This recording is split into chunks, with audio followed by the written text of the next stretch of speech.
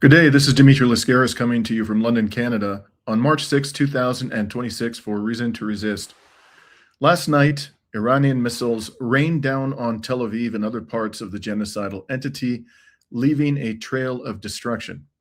In this report on the seventh day of the U.S.-Israeli war of aggression on Iran, I'll show you video footage of last night's attacks and of their aftermath. I'll also discuss new Iranian strikes on U.S. military assets in the Persian Gulf, as well as important economic and political developments in this war. And before I get into it, please remember to like and share this video if you find it to be informative.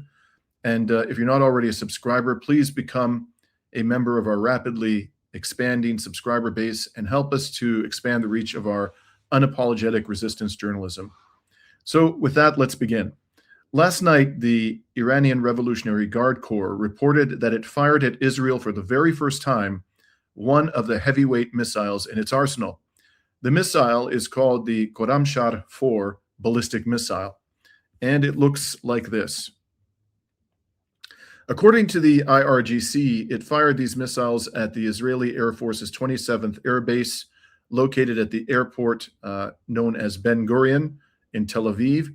And why is this missile so dangerous? According to the IRGC, it has a 2,000-kilometer strike range and is built to punch through the world's most advanced integrated air defense systems. It uses a maneuverable reentry vehicle, or MARV, and has mid-course guidance, delivering accuracy, so says the Iranian military, within approximately 30 meters. It also is said to possess a low radar signature and strong electronic warfare resistance.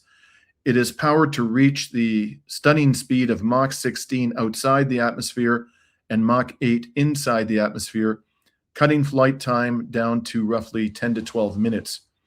And most notably, it carries a large payload, 1,500 kilograms of explosives, consisting of up to 80 submunitions. The IRGC has published a video which it says shows the launch of this behemoth last night.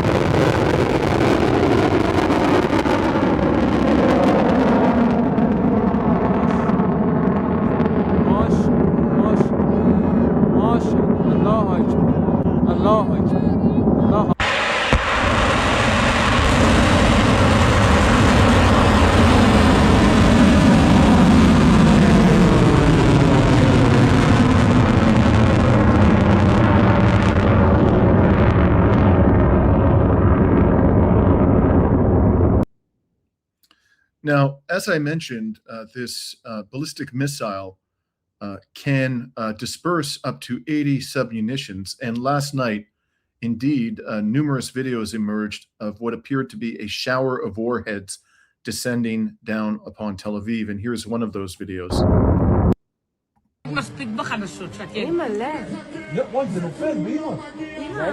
אבל למה אין אזעקה? זה מיועד. זה לא מיועד, אתה מתפצלים. לא, זה אלה שמתפצלים, ניב. זה לא, הנה. מתפצל, לא תגיד. אבל תראו, אין פה כלום, אין זה. And here's another one.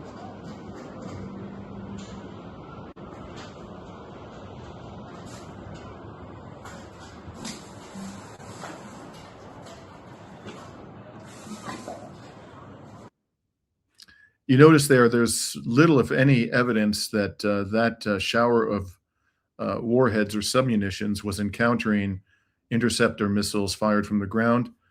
Here is a third video showing that warhead shower coming down.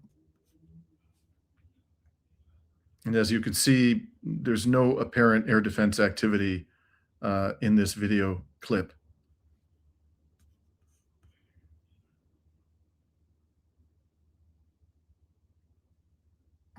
Now, there is some indication that Ben Gurion Airport was struck last night. According to pro-resistance sources, this is a video of a fire at Ben Gurion Airport. מה אני רואה באלוהים? הלך משה ברקת. מה אני רואה? אימא'לה! And Iranian state media outlet IRIB published this video claiming that it too showed a fire at Ben Gurion.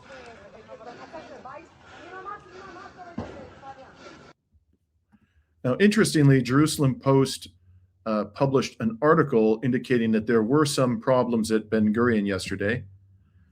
You'll see this terse statement from the Post that an El Al plane was only a minute away from touching down at the airport when sirens sounded across central Israel. The El Al aircraft was suddenly forced to climb back up. It doesn't say, however, this article, that there was a strike on the airport causing a fire, nor does it deny that. And in fact, the article may have been published before the launch of that weapon towards Ben Gurion last night. Whether or not Ben Gurion was struck, and at this point, I'm unable to confirm that that's the case. It is very clear.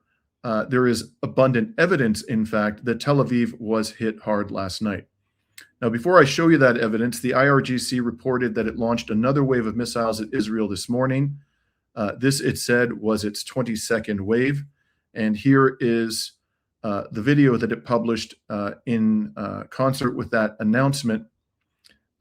It also included this 22nd wave launched this morning, according to the IRGC, another Kodam Shor 4 missile, as well as a Kebar Shekan missile and Fatah missiles as well.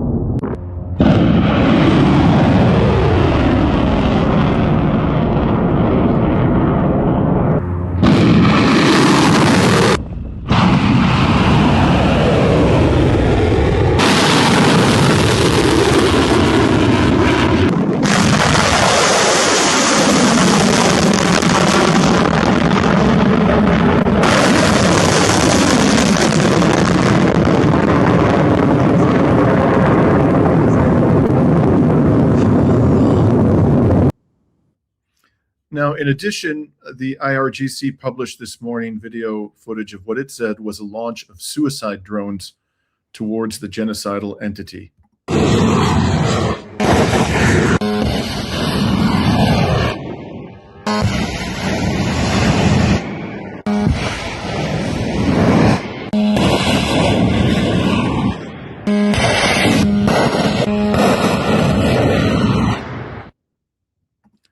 Now, those things may be small and pack a much smaller punch than the behemoth fired at Israel yesterday, but they do look rather nasty.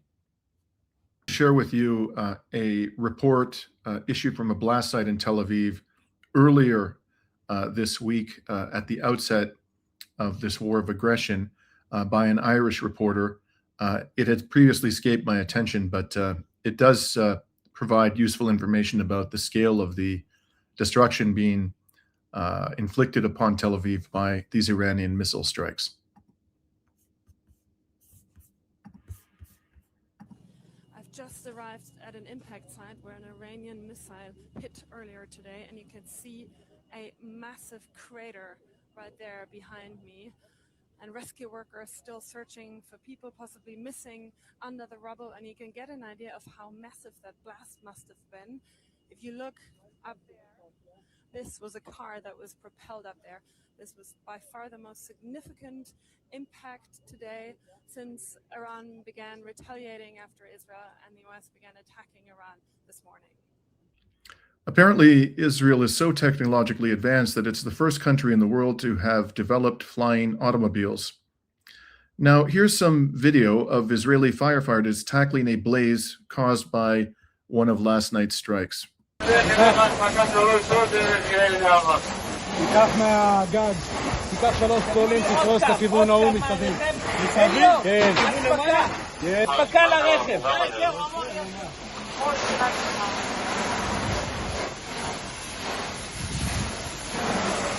מנסים לקרוא על הכיוון שלנו. זה לא אמור להיות יותר מדי. זה אמרו שיש לו גישה שם טובה על שני.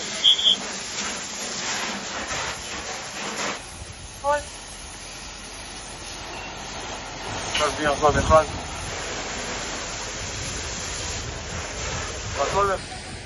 אליור אומר שאין אחת. כבר 400 ביצוע. אין אחת למעלה? כן. למה לקפוץ רגיל? יש לדבר עכשיו. יש לדבר עכשיו. אבל באחת מעזין, אני... כל אחד... Obviously, that strike also did considerable damage, as you can see. Notably, yesterday or during the course of the evening, the Iranian military published a photograph of one of the missiles it launched at Israel last night. A soldier had written a message in Farsi on one of the missiles. And according to Iranian media, the message translates to, "In memory of the schoolgirls of Minab School." This, of course, is a reference to the more than 165 civilians murdered in the strike last weekend on the Minab Girls' School in Iran, and many of those massacred were little girls. At the same time as Iran was pounding Tel Aviv, last night, Hezbollah launched a major drone and missile attack or series of attacks on northern occupied Palestine, and it published a video highlighting its efforts in that regard. Here's the video.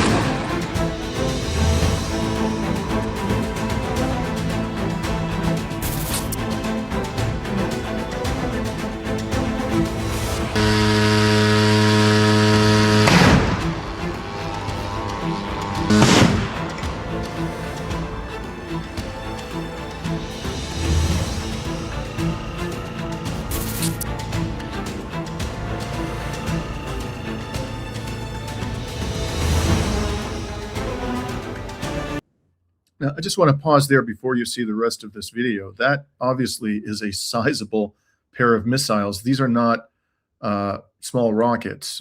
These, at least to my non-military eyes, seem to be capable of delivering significant warhead. And this is quite a surprise, or must come as quite a surprise to those of us who have been told and who believed that Hezbollah had been largely neutralized. And I mean, the Israelis have never denied that they continue to have weapons, but I think that the Israelis believed, or at least wanted to believe, that they had wiped out their heavier weapons. And if this is in fact a video of missiles fired last night, it's quite clear that Hezbollah retains significant firing power within its missile arsenal.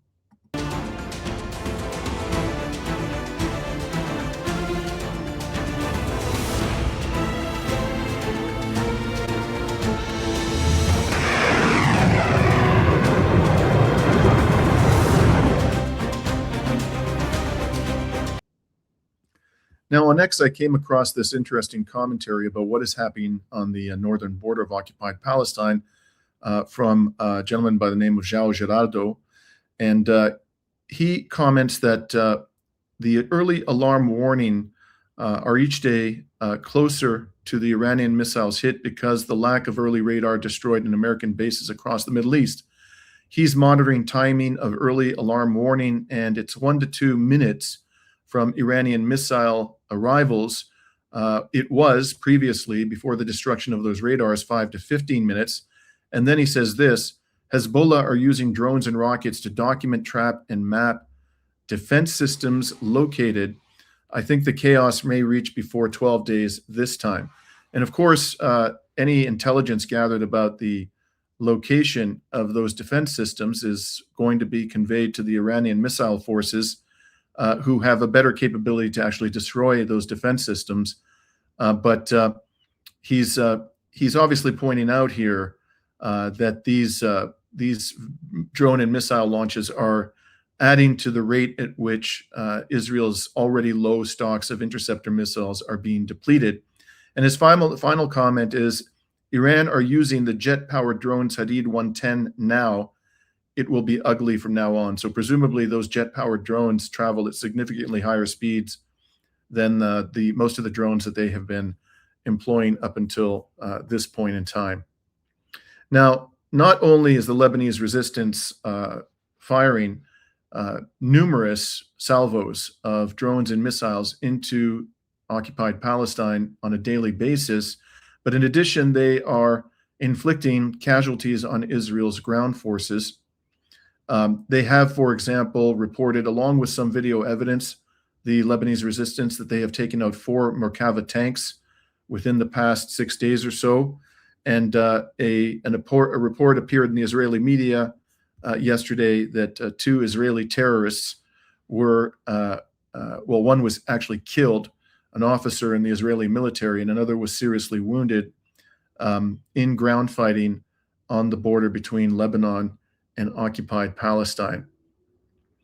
Now, earlier this week, U.S. Central Command made the rather questionable claim that within a matter of days, it had reduced, along with Israel's strikes, they had reduced the number of missile and drone launches of the Iranian forces by some 80%.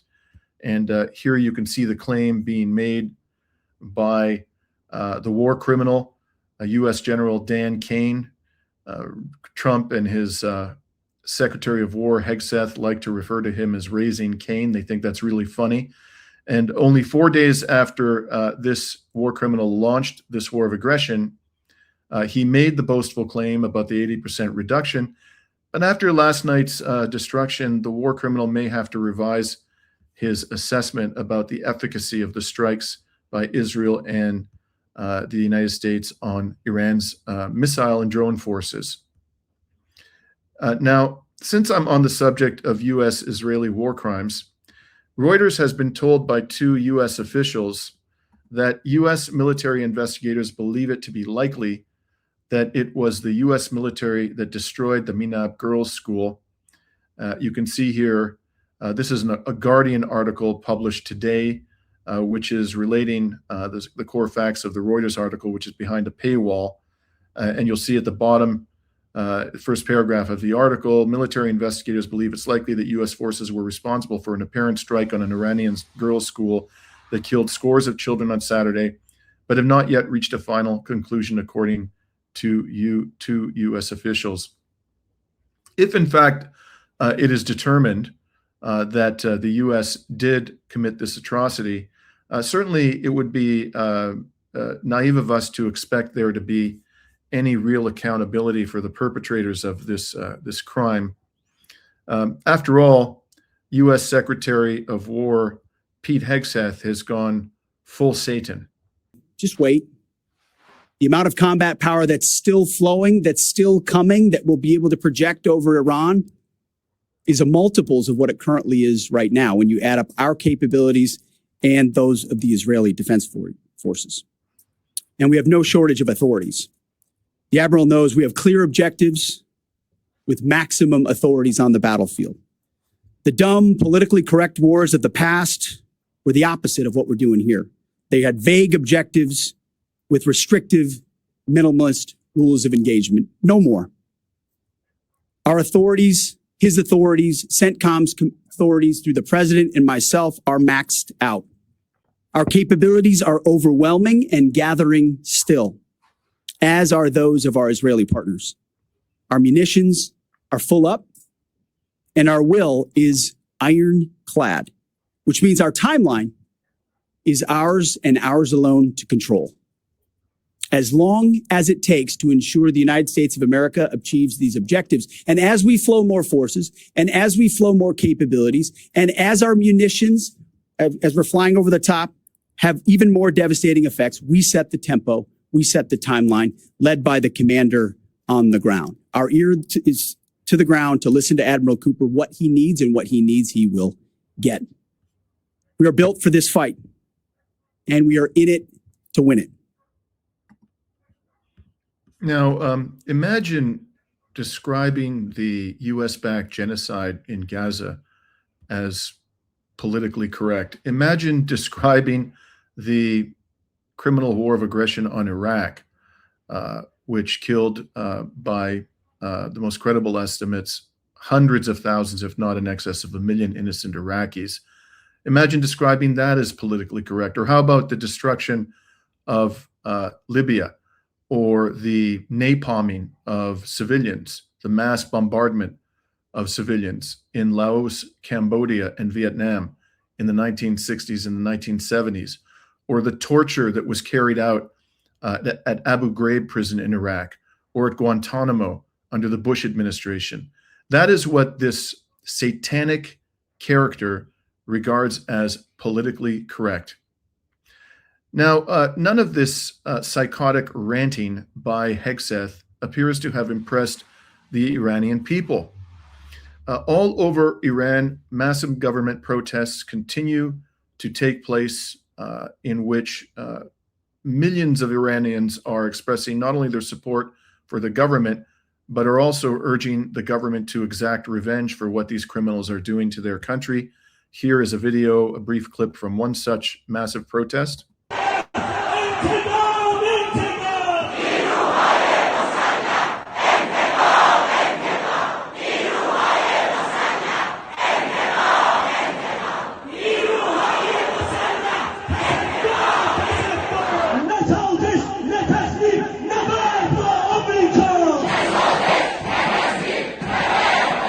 یزیدیان بیعت نمی کنیم و شهید می شویم ای لشکر صاحب زمان آماده باش آماده باش ای لشکر صاحب زمان آماده باش آماده باش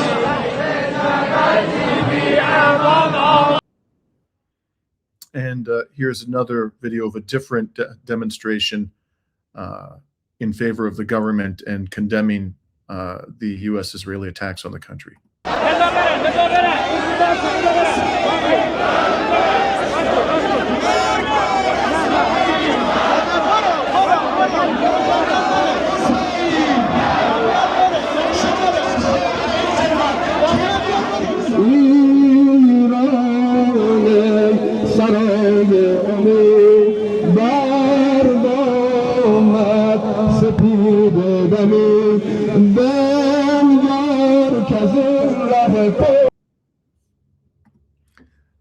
When was the last time you saw protests like that in a Western country?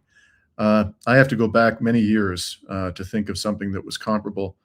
And I assure you that there are many more videos like this of many more such demonstrations taking place in the Islamic Republic. So whether or not you like the government of Iran, whether or not you think that the Iranian people deserve better, it cannot be denied at this stage that a very substantial proportion of the population, I don't know how much, and I'm not sure that anybody can say with confidence, but a very substantial proportion of the population of Iran fully supports the government, fully supports the state at this time of war. And this was corroborated yesterday in a report I published, which related what an Iranian Canadian who has been in Tehran all this week has experienced.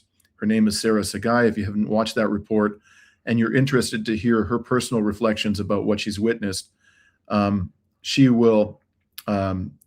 has recounted that she has seen a massive shift in public opinion and expressed the view that Netanyahu and Trump have grotesquely miscalculated by killing Iran's supreme leader, massacring those schoolgirls, and continuing to pummel the civilian population of Iran. Now, meanwhile, while these protests were taking place, the Iranian military forces continued to pummel U.S. military bases in the Persian Gulf. Here, for example, is a video of an Iranian strike on the U.S. military base in Kuwait.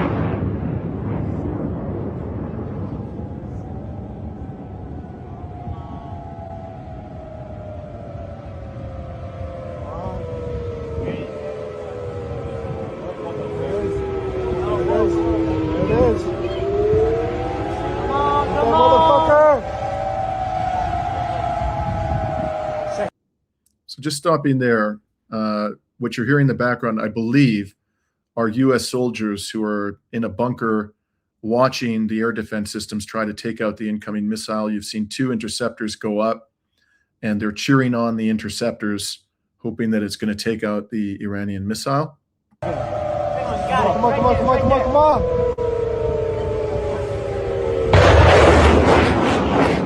There goes the 3rd interceptor. It misses as well.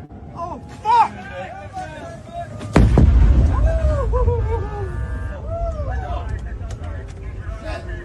Damn!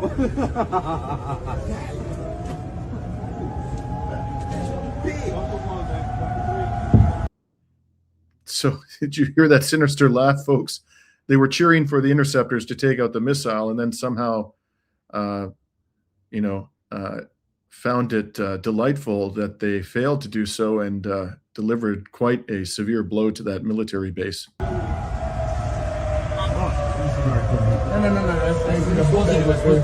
need a head count. I need a head count. I got 1. Now, the next video I'm going to show you shows the aftermath of a drone strike on the Ali Al Salam air base in Kuwait.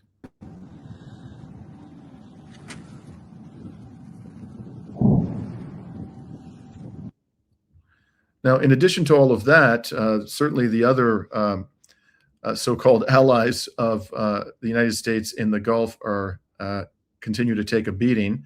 The Bapco refinery in Bahrain, which is a strategic asset for this tiny country, the vast majority of whose citizens are Shia Muslims, many of whom support Iran, it took yet another hit. Here is a video of that incident.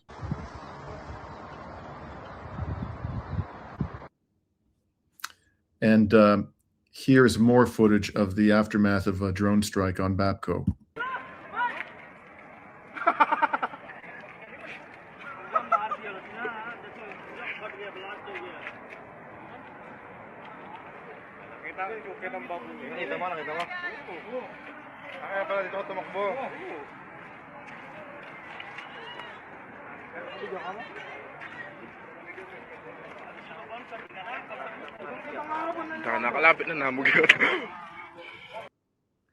Now, there are also claims that Iran shot down another U.S. warplane. This plane was alleged to have been struck by Iranian air defenses in Iraqi airspace as it was approaching Iran. Here is unverified footage of what might be the crash site.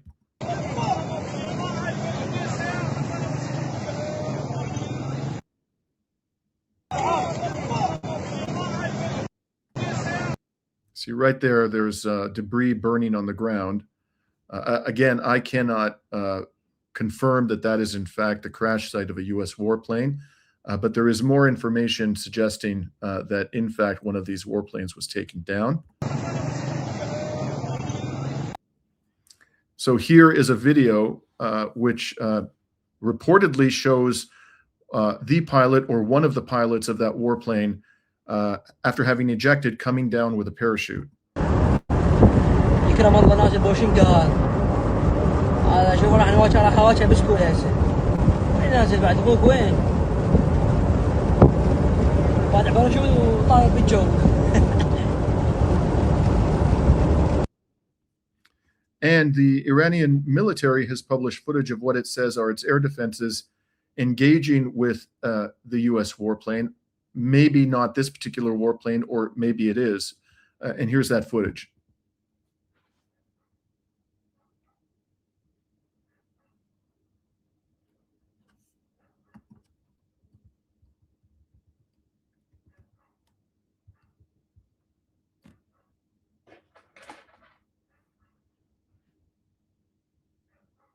The police in the southern Iraqi city of Basra have confirmed to Al Jazeera that an American fighter jet crashed in Iraq, likely after being downed by Iranian air defenses. Basra police say a search for the pilots is ongoing, but they've not yet found the pilots. And I've also seen a report that Iraqi clans have offered a $1 million reward for the pilot or pilots. I wouldn't want to be either of them if and when they are apprehended by people who are seeking that reward. The Iranian military also claims to have struck a United States destroyer with a drone, and there is some evidence to support this claim. This is an image hard to make out, unfortunately, that was published on resistance channels. It's a satellite image, and according to the poster, the thermal detection shows fires on the deck of a U.S. Navy ship, Arleigh Burke class, fire near the communications headquarters, which would obviously pose a serious problem. Now, the American CENTCOM, U.S. CENTCOM, has denied the Iranian claim that it sunk a destroyer. The only problem with that denial is that the Iranians, to my knowledge, didn't claim that they actually sunk the destroyer. They claimed that they struck it with a drone. But as far as I'm aware, haven't gone so far as to claim that it was actually sunk. Now, the closure of the Strait of Hormuz has forced the Trump regime to backtrack from its efforts to impede the purchase of Russian oil. And this is one of the many indicators that the economic aspects of this war may prove to be even more decisive than developments on the battlefield, which is what I focused on so far in this report. And here you can see a report from The Guardian disclosing that that's Scott Bessent, the U.S. Treasury Secretary, the man who proudly announced at the World Economic Forum in Davos that he had been ordered by his boss, Donald Trump, to cause a currency crisis in Iran in December in order to provoke protests, and that in fact the strategy had worked. He openly admitted that. Well, here he is now in a rather more humble setting, admitting that the U.S. government has had to allow waivers to India to buy Russian oil because, although he probably isn't going to openly acknowledge this much, the criminal war of aggression that the U.S. has launched on Iran is creating crisis conditions in the global oil market. Now, if I were the Indian Prime Minister, Narendra Modi, who just disgraced himself in the Israeli Knesset days before Israel attacked his fellow BRICS member, Iran, I wouldn't be too pleased by this language. I mean, the idea that the U.S. Gets to grant a waiver to India, that India needs the permission of the United States to purchase Russian oil, or anybody's oil for that matter, really is a dishonor to the state of India, and something to which he should be objecting publicly. But as far as I know, he isn't objecting publicly, nor is he objecting publicly, condemning publicly the criminal attack on an Iranian naval vessel a couple of days ago that killed dozens and dozens of Iranian sailors just after that Iranian naval vessel had departed a peaceful event in India. And the fact that Modi is keeping mum about that act of treachery and that atrocity, because apparently the naval vessel, well, first of all, it was nowhere near the war zone. And secondly, its offensive capabilities had been neutered. So because it was participating in a peaceful parade in India, in a foreign country. And nonetheless, the U.S. torpedoed that vessel and killed it. And those sailors who were able to cling on and survive the initial attack on the vessel were not rescued by U.S. naval forces, but rather by Sri Lankan Coast Guard or other forces within Sri Lanka itself. Apparently, they have humanity, but the perpetrators of this act of treachery have none. Now, moving on to other aspects of the economic war, and let me just say, there's a certain incoherence here that should be obvious to any objective observer. You know, the Americans are the ones who put sanctions on India because it was buying Russian oil. And by the way, that oil is discounted, so the purchase of that oil was beneficial to the people of India. And the Indians have a very close relationship with Russia and always have had a very close relationship with Russia, both militarily and economically. And who the hell is the United States, the world's worst human rights violator, you know, that considers it politically incorrect to comply with international law, as Hegseth said? Who are they to lecture India or anybody else about where they get their oil? You know, but having imposed sanctions for the purpose of impeding the sale of Russian oil, they're now having to backtrack precisely because of the war of aggression that they themselves have launched against Iran. Again, just highlighting the sheer incoherence, the stunning inconsistency of Trump's foreign policies. Now, also, because Gulf states are so dependent on imported food, the closure of the Strait of Hormuz is creating food insecurity in America's so-called allies in the region. And here you can see an article published by The Conversation on March 4th. And that article states in part, Gulf countries face particularly high risks because many depend heavily on imported food. In Qatar, for example, more than 90% of food is imported, with the vast majority arriving by sea. With flights not fully operating across the region, food availability could become a growing concern. Food by road freight from Turkey may provide an emergency alternative, but capacity would be limited and costs significantly higher than maritime transport. Now, against this backdrop, the Financial Times just published an article that must be causing great consternation to the orange psychopath in the White House. The article, as you can see, is entitled, Gulf States Could Review Overseas Investments to Ease Financial Strains Caused by the War. And before I tell you what this article says, let's recall that shortly after Trump returned to the White House in January of last year, he embarked on a whirlwind tour of Gulf autocracies. That was almost his very first order of business. And according to the White House, and we've been told this over and over and over again with virtually no evidence to back it up, the Donald succeeded during that tour in persuading Gulf dictatorships to make trillions of dollars of investments in the United States. Now, it's never been entirely clear what investments those Arab dictators actually agreed to make. But this Financial Times article suggests that much of what Trump claims to have achieved on that tour might be undone by his own war on Iran.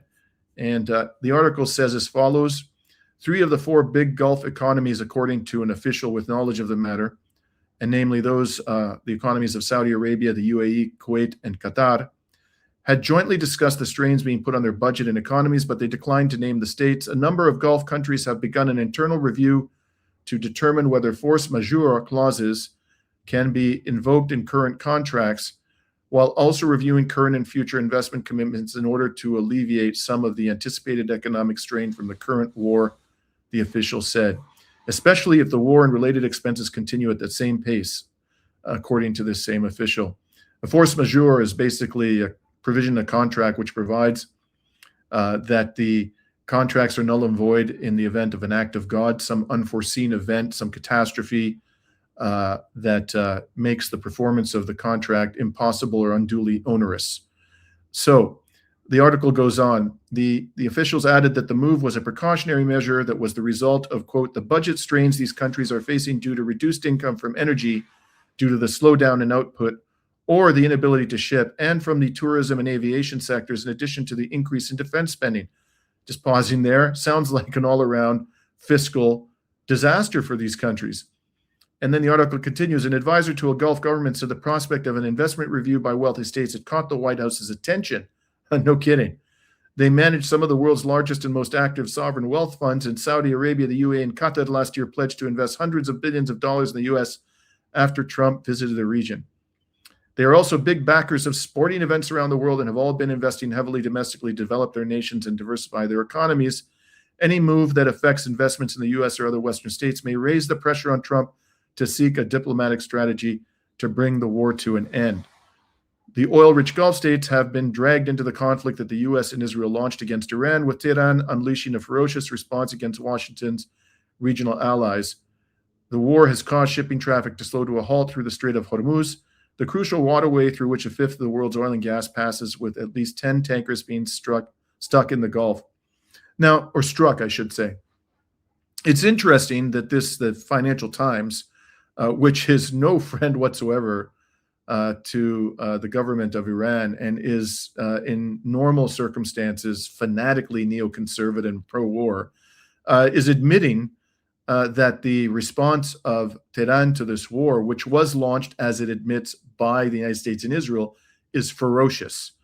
And I suspect, I talked earlier in a report earlier this week about a similar article written by Ambrose Evans Pritchard, an icon of the British financial press, where he was effectively berating the Trump administration for launching this war because of the disastrous potential impacts it would have on the supply of oil to Europe.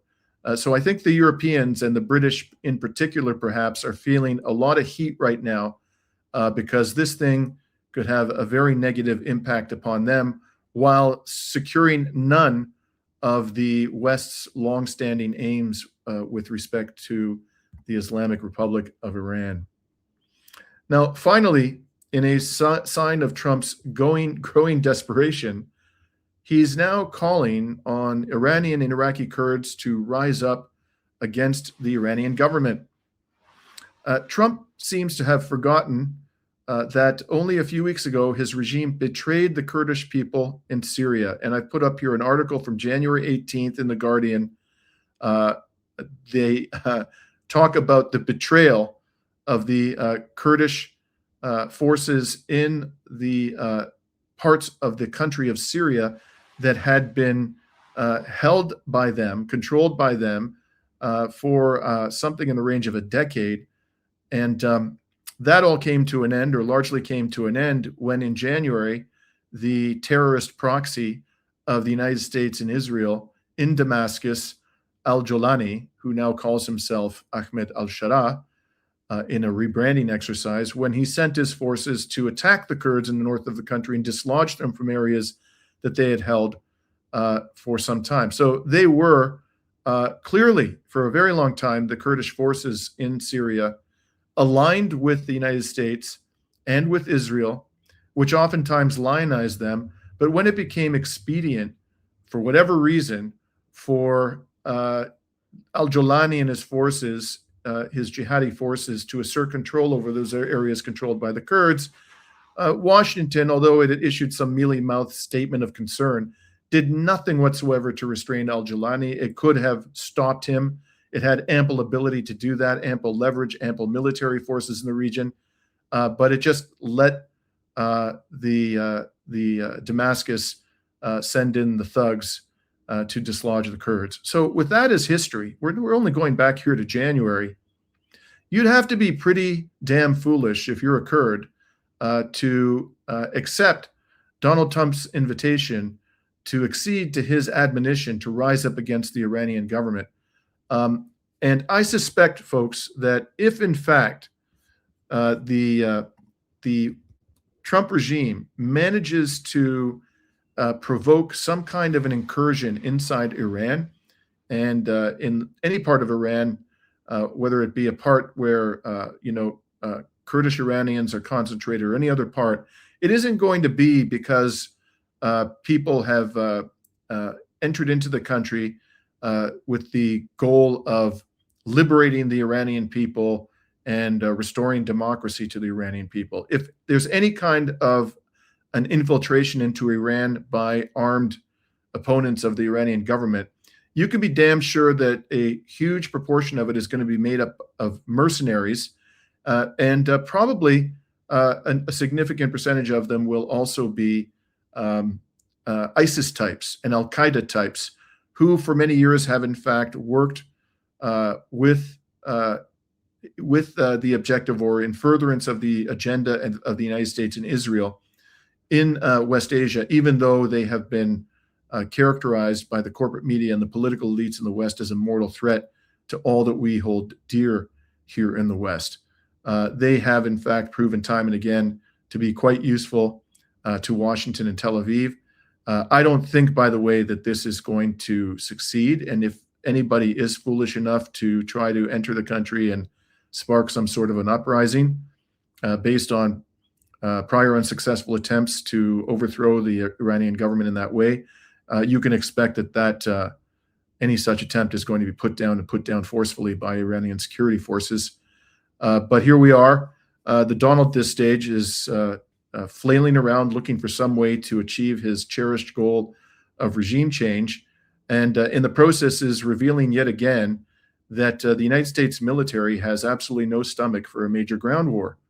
It had its ass handed to it in Afghanistan and had its ass handed to it by Ansar Allah in the Red Sea. Didn't fare particularly well in Iraq. Was expelled also from Vietnam. We could go on. And it is becoming painfully apparent that when it comes to fighting any kind of a significant ground operation, the Americans will always look first and foremost, not just the United States, but other Western states and Israel as well, to proxies who are indigenous to the region that they are trying to destabilize to do their dirty work for them. Finally, I want to say this in terms of where we're going to go from here. As I've said, and I continue to believe, this war is going off the rails for the United States and Israel. And I don't deny for one second that the Iranian people are suffering immensely, and they will continue to suffer as long as this war continues. And even when it's over, and it will be over one day, there's going to be a period of painful rehabilitation and recuperation from what they've suffered during this criminal war of aggression. But in the interim, until that day comes, we have to be deeply concerned about how these lunatics in Tel Aviv are going to react as the situation deteriorates for them. And there is absolutely no reason to trust the war criminal Netanyahu not to use the nuclear weapons at his disposal. I don't think the United States would do that if it were effectively compelled to accept defeat in this particular war, because the withdrawal, let's suppose a worst case scenario unfolds for the United States, which would be the abandonment of its military bases in the Persian Gulf and perhaps a complete withdrawal from West Asia, which, by the way, is not an outcome that I would exclude. I think that is a realistic possibility the way things are going. And let's suppose that's where things end up. Well, that would not be existential for the United States. The United States would still have a powerful economy, a powerful military, and if the country were well governed, every opportunity to afford to its citizens high quality of life, peace, and stability. But if defeat is on the table for Israel, that pipsqueak that has enraged the entire region with its unmitigated depravity, it would be in a very different position. That would be existential potentially for Israel. And after what we've witnessed from this regime over the past several decades, and particularly during the past 2+ years of genocide in Gaza, it would be naive in the extreme for us to trust the Israelis not to use nukes.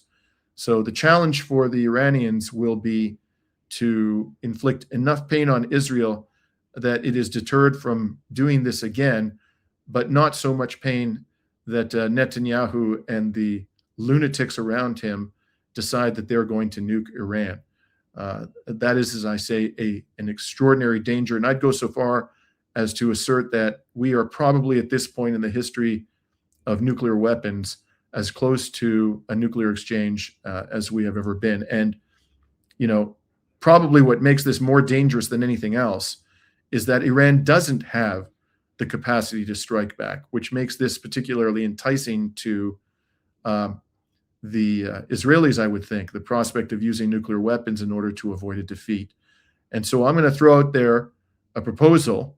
I don't expect it to be heeded, to be adopted by Russia and China, but I actually think that this is what would be most effective in the current circumstances, short of Iran developing its own nuclear arsenal, which by all indications it's not inclined to do. what would be most effective to reduce the risk of a nuclear strike by Israel or the United States on Iran is for China and or Russia, preferably both, to explicitly incorporate Iran into their nuclear umbrella. That would send an unequivocal message to the Israelis and to the Americans that if they even contemplate resorting to this weapon of mass destruction to stave off defeat, they will be risking themselves their own annihilation. In any case, let us all hope that it doesn't come to that. With that, I'll sign off for today. This is Dimitri Lascaris coming to you from London, Canada on March 6, 2026.